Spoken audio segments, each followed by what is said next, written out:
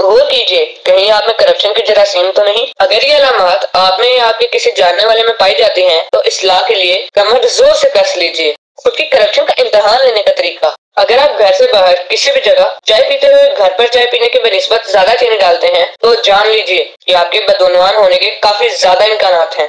اگر آپ اپنی پلیٹ میں بھوک سے زیادہ کھانا محض اس لیے ڈالتے ہیں کہ اس کھانے کا بل کسی دوسرے کے جیب سے جا رہا ہے تو آپ فطرتاً لالچی ہیں۔ اگر آپ عام طور پر کسی بھی جگہ کتار توڑ کر آگے جانے کی کوشش کرتے ہیں تو کسی بھی طاقتور عہدے کے ملنے کے بعد اس بات کا پورا امکان ہے کہ آپ اپنی حیثیت کا ناجائز فائدہ اٹھائیں گے۔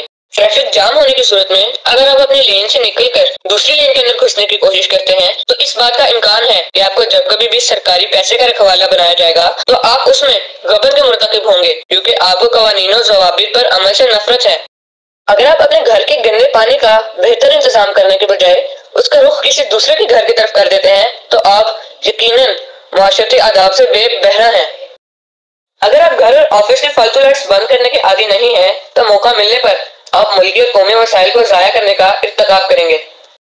اگر آپ public wash room, office, hotel یا کسی کے گھر میں گھر کی بنسبت زیادہ ٹیشو پیپر استعمال کرتے ہیں تو آپ کے اندر ایک چور چھپا بیٹھا ہے، یعنی اگر آپ کو کوئی موقع مل گیا تو آپ ضرور چوری کریں گے۔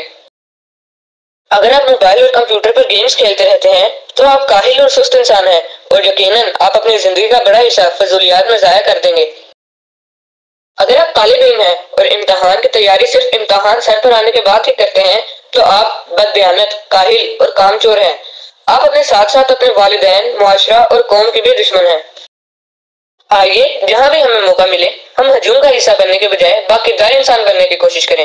یہ زندگی عطیہ خداوندی ہے اور دنیا میں اچھے کرم کرنے کے لیے دی گئی ہے، اس میں خیانت ہرگز نہ کریں۔